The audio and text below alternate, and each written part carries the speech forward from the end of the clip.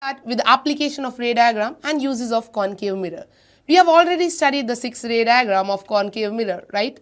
Let's solve one numerical based on it.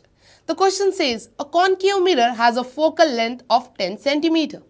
Now the question is, where should an object be placed in front of this concave mirror so as to obtain an image which is real, inverted and same size as that of the object? You all know that there is only one ray diagram where you get the image size same as that of the object, and that is at center of curvature. So first we'll write the given thing, that is the image formed in a concave mirror is real, inverted and of the same size. Then the object must be placed at its center of curvature. So only at C we get a same size image, right? We have focal length 10 centimeter. Now what is focal length, students? Distance from pole to focus.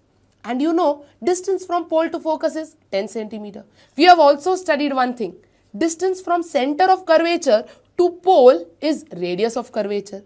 And focal length is nothing but it is half the radius of curvature. So can I say center of curvature to pole is twice the focal length? So I can write, to find where the object should be placed, that is at center of curvature, what is the distance? We say the formula is C is equal to 2f, or I can say radius of curvature is equal to twice the focal length. It is one and the same. So from this I can find out exactly what is the location of center of curvature where I need to place the object.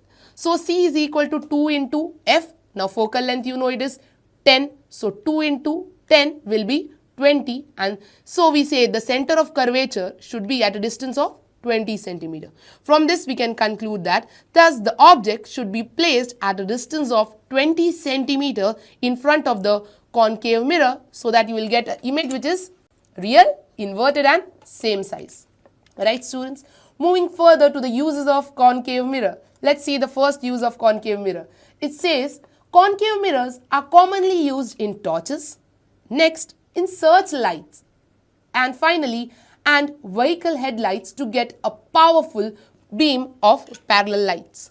So basically whenever you need a powerful parallel beam of light, you use a concave mirror. So inside each one of it, that is in the headlight, then in the searchlight and in torches, here you can see there is a concave mirror which is placed inside.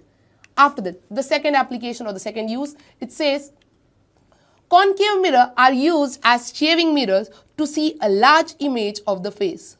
So whenever the object is very close to the mirror, that is between pole and focus, in the ray diagram we have already studied, you get an erect virtual image which is magnified. So that application can be used in shaving mirrors. Next use of concave mirror is, it is used by dentists to see a large image of the teeth. Again, whenever the object is placed between pole and focus, you get a erect and magnified image. So the dentist uses concave mirror to get a magnified image of the teeth.